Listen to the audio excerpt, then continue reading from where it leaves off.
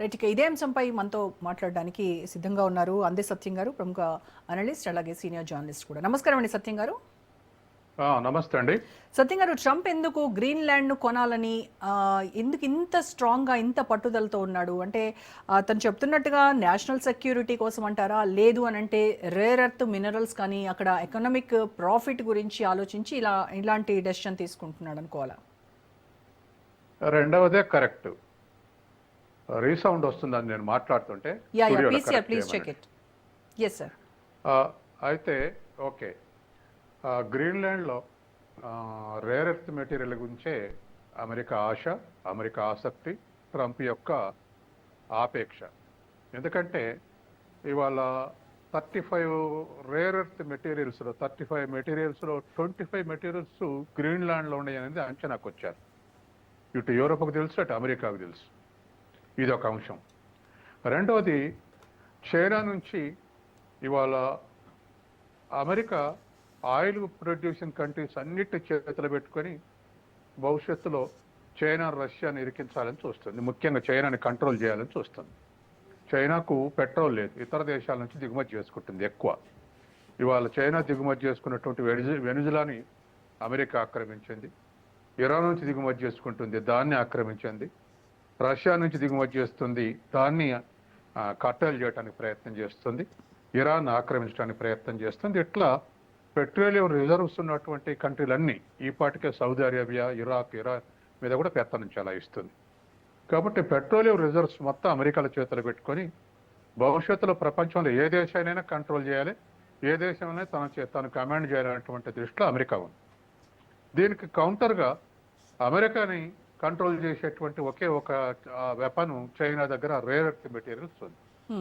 దాని అంచనా, ప్రపంచ అంచనా ప్రకారం 60% రేర్ ఎర్త్ మెటీరియల్ ఇవాళ చైనాలో ఉంది. ప్రాసెస్ చేసేటటువంటి రేర్ ఎర్త్ మెటీరియల్ 90% ప్రాసెస్ చేస్తుంది చైనా. కాబట్టి ఆ మధ్య చైనా దాని మీద కంట్రోల్స్ పెట్టగానే అమెరికా గగ్గోలెత్తి 200% టారిఫ్లు వేస్తాం అనేది 30% ఒప్పుకుంది చైనాతోటి. ఇలా రష్యా నుంచి ఆయిల్ దిగుమతి చేసుకుంటున్న రోజు ఇండియాని బెదిరిస్తుంది, కానీ చైనా జోలికి పోవట్లేదు. కారణం రేర్ ఎర్త్ మెటీరియలే. ఇవాళ రోజు రోజుకు టెక్నాలజీ పెడితే ఈ రేర్ ఎర్త్ మెటీరియల్ ఎంఆర్ఐ స్కాన్లో కానీ, ఈవీ వెహికల్స్లో కానీ, తర్వాత ఇతర మిజైల్స్, ఇతర వాటిల్లో కానీ అన్ని చోట్ల ఇవాళ లేటెస్ట్ టెక్నాలజీస్ ఉపయోగించే ప్రతి దగ్గర రేర్ ఎర్త్ మెటీరియల్ అవసరమైంది. దాంతో ఇవాళ అమెరికా చైనా ఆధారపడకుండా మరో ఆల్టర్నేటివ్ చూసుకోవాలనేటువంటి భాగంలో గానే గ్రీన్లాండ్ని తాను స్వాధీనం చేసుకోవాలనుకుంటుంది. తర్వాత అమెరికన్ సర్వే ఒకటి గ్రీన్లాండ్ సర్వే చేసేది. సర్వే చేస్తే దరిదాపు 110 బిలియన్ బ్యారెల్స్ ఆయిల్ నిక్షేపాలు ఉన్నాయని గుర్తించింది గ్రీన్లాండ్లో. అంటే రేర్ ఎర్త్ మెటీరియల్స్ ఉన్నాయి, తర్వాత ఆయిల్ రిజర్వ్స్ ఉన్నాయి. దీంతో గ్రీన్లాండ్ తను స్వాధీనం చేసుకోవాలంటే ఆసక్తి ఇంకా పెరిగింది. కాబట్టి ఆయిల్ రిజర్వ్స్ ఒకటి, తర్వాత రేర్ ఎర్త్ మెటీరియల్ చైనాకు ఆల్టర్నేటివ్గా గ్రీన్లాండ్ ఆక్రమించి దాంట్లో తవ్వకాలు చేయాలనేటువంటి పరిస్థితి ఉంది. కాబట్టి ఇది ప్రధానమైనటువంటి అంశం.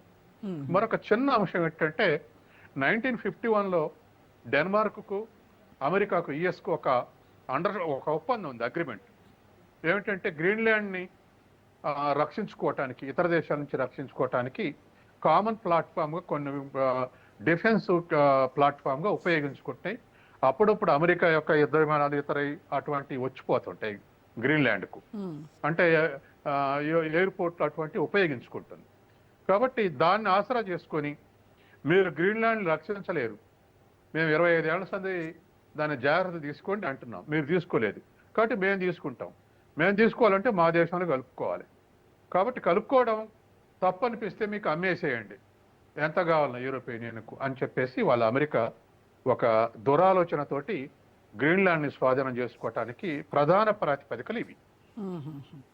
ఇప్పుడు నార్వే పిఎంకి ట్రంప్ ఒక లేఖ రాశాడు సార్. ఆ లెటర్లో ఏంటంటే ఐ స్టాప్డ్ 8 వార్స్, బట్ నాకు నోబెల్ పీస్ ప్రైజ్ అయితే రాలేదు, సో ఇక నుంచి no more purely thinking about wars అన్నట్టుగా ఆయన మాట్లాడాడు. అంటే ఇలాంటి మాటలు ఒక దేశ అధ్యక్షుడి నుంచి రావడం అనేది ఇంటర్నేషనల్ రిలేషన్స్ పైన ఏమైనా ఎఫెక్ట్ చూపిస్తుందంటారా? ఇప్పటికే అనేక దేశాల మధ్య ట్రేడ్ రిలేషన్స్ దరిదాపు కొలాప్స్ అయి ఉన్నాయి. దరిదాపు అసలు వరల్డ్ ట్రేడ్ చాలా డిస్టర్బ్డ్గా ఉంది. సప్లై చైన్స్ చాలా చోట్ల డిస్కనెక్ట్ అయినాయి. కాబట్టి ఇటువంటి పరిస్థితుల్లో ట్రంప్ ఇంకా దాన్ని అగ్రెసివ్గా ముందుకు తీసుకుపోతున్నాడు. తన అడ్వాంటేజ్కి వాడుకుంటున్నాడు. తనకున్న కొన్నిసార్లు మనం వ్యవహారిక అనుకుంటాం, బాగా అప్పులు ఉన్నాడే మహారాజు అని. ఇచ్చిన వాళ్ళందరూ వాడు మరిన్ని రోజులు బతకాలి, మరిన్ని రోజులు క్షేమంగా ఉండాలని కోరుకుంటున్నట్టుగా ఇవాళ అమెరికా అన్ని దేశాల నుంచి దిగుమతులు చేసుకుంటుంది. దిగుమతులు చేసుకుంది కాబట్టి ఇప్పుడు టారిఫ్ తోటి బెదిరిస్తుంది అన్ని దేశాలని. అంటే మా దేశం వచ్చే ప్రతి దాని మీద టారిఫ్ వేస్తానని ఇవాళ అన్ని దేశాలని బెదిరించగలుగుతుంది. కాబట్టి ఇవాళ ఈ ట్రంప్ అగ్రెసివ్గా దరిదాపు మనకు తెలిసింది ఏమిటంటే, ఏ బహుమతి అయినా అడిగి తీసుకుంటే దానికి వాల్యూ ఉండదు, ఇస్తే తీసుకుంటే వాల్యూ ఉంటుంది. అడిగి తీసుకుంటే దేనికి వాల్యూ ఉండదు. అది మన దగ్గర భారతరత్న అయినా, లేదా మన దగ్గర ఇంకా ఇతర అవార్డులైనా, లేదా ఇంటర్నేషనల్ ఇంకా మరీ అవార్డులైనా. కానీ ట్రంప్ అసలు కలలుగంటున్నాడు, ఈ మనిషికి ఇజ్జతేం అనిపించదా, ఎన్నిసార్లు నోబెల్ కావాలంటున్నానని విస్తుపోతారు జనం, వినే జనం. కాబట్టి అది ఒక అంశం.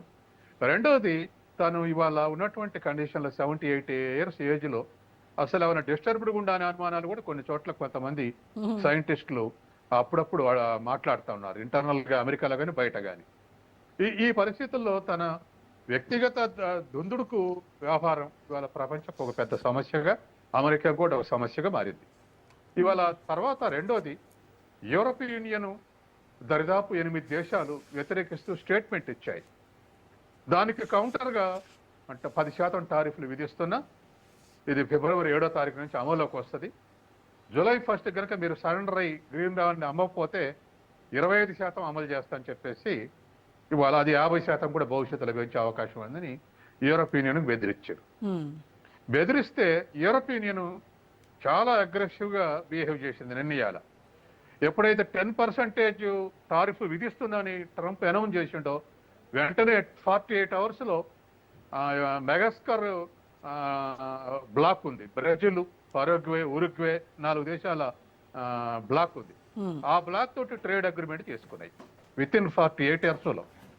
అది దాంట్లో ఈ అగ్రిమెంట్లో దాదాపు 70 కోట్ల మంది కన్జ్యూమర్స్ వస్తారు. కాబట్టి ఇది ఒక ఆల్టర్నేటివ్ మార్కెట్గా ఎమర్జ్ కాకపోతుందని చెప్పేసి వాళ్ళ సోషల్ సైంటిస్టులు ఎక్స్పెక్ట్ చేస్తున్నారు. అంటే అమెరికాకు గుణపాఠం నేర్పడానికి సిద్ధంగా ఉన్నామని చెప్పేసి వెంటనే 48 అవర్స్లో ఈ అగ్రిమెంటు చేసుకున్నారు. దీంతో అమెరికా కాదు, అమెరికాకు ఆల్టర్నేటివ్ కూడా మార్కెట్స్ ఉన్నాయనేటువంటి warning signal, counter warning signal అమెరికాకు పంపింది. తర్వాత మరొక ధైర్యం అంటే యూయూకు. ఈ 2 దేశాల మధ్య బిగ్గెస్ట్ ట్రేడ్ ఉంది, యూయూకు తర్వాత అమెరికాకు. 2 దేశాలు అనకూడదు, యూయూకు అమెరికాకు. సరే, యూయూకు మొత్తం పార్లమెంట్ ఒకటే కాబట్టి యూయూ వర్సెస్ అమెరికాకు ట్రేడ్లో $1.7 trillion రెండింటి మధ్య అగ్రిమెంట్, అంటే $1,700 billion. ఈ $1,700 billion గూడ్స్ ఎక్స్పోర్ట్లో $200 billion యూయూ సర్ప్లస్ ఉంటే, సర్వీస్ ఎక్స్పోర్ట్స్ లో అమెరికా $150 billion సర్ప్లస్ ఉంది. రెండింటి కలిపి చూస్తే, గూడ్స్ అండ్ సర్వీస్ ని కలిపి చూస్తే $50 billion యూయూనే సర్ప్లస్ ఉంది అమెరికా మీద. కాబట్టి యూయూ చాలా ధైర్యంగా ఇవాళ మీరు తర్వాత రెండోది, పాత అగ్రిమెంట్ల ప్రకారం అమెరికాను ఆనర్ చేస్తుంది యూయూ. ఏమిటంటే, యూయూ ఎక్స్పోర్ట్స్ మీద అమెరికా 15% టారిఫ్ వేస్తే, అమెరికన్ ఎక్స్పోర్ట్స్ మీద యూయూ 0 టారిఫ్ విధిస్తుంది. గత కొంతకాలంగా అమెరికన్ ఎక్స్పోర్ట్స్ మీద 0 టారిఫ్ ఉంది. ఇప్పుడు అమెరికా యూయూ లీడర్లందరూ కూడా అసలు అమెరికాకు ఇలా బతిలాడుకుంటూ మనం ఇంపోర్ట్ చేసుకోవటం ఏంది, అసలు 0 టారిఫ్ అమెరికన్ ఇంపోర్ట్స్ మీద ఉండటం ఏంది, ఖచ్చితంగా మనం ఆలోచిద్దామని చెప్పేసి నేను నాకు స్టేట్మెంట్ ఇచ్చారు. కాబట్టి యూరోప్ ఎక్స్పోర్ట్స్, యూయూ ఎక్స్పోర్ట్స్ మీద అమెరికా 15% టారిఫ్ ఇస్తే, అమెరికా ఎక్స్పోర్ట్స్ మీద యూయూ 0 టారిఫ్ ఉంది. ఇవాళ ఈ 0 టారిఫ్ గురించి ఆలోచించాలని మరొక స్టేట్మెంట్ ఇచ్చారు. ఈ విధంగా దరిదాపు ఆర్థిక విషయాల్లో యూరోప్ యూనియన్ చాలా సిద్ధంగా ఉంది. కానీ యూరోప్ యూనియన్ని బెదిరిస్తున్నాడు ట్రంప్. మీ నాటో కూటమిలో భాగంగా మీకు చాలా సహాయాలు చేశాం, నాటో కూటమి ఏర్పడ దగ్గర నుంచి, కాబట్టి మాకేం సహాయం చేశారా, ఈ సహాయంలో భాగం అనుకోండి, గ్రీన్లాండ్ ఇచ్చేయండి అంటున్నాడు. కాబట్టి ఏ వ్యాపారంలో, ఏ బెదిరింపులో, తర్వాత ఏ లాజిక్లో, ఏ ట్రేడ్ పాలసీలు, ఏ ఫారెన్ పాలసీలు అయినా నాకు గ్రీన్లాండ్ కావాలంటుంది. కాబట్టి ఇది ఇవాళ యూరోప్ యూనియన్కు అమెరికాకు జరుగుతున్నటువంటి వార్.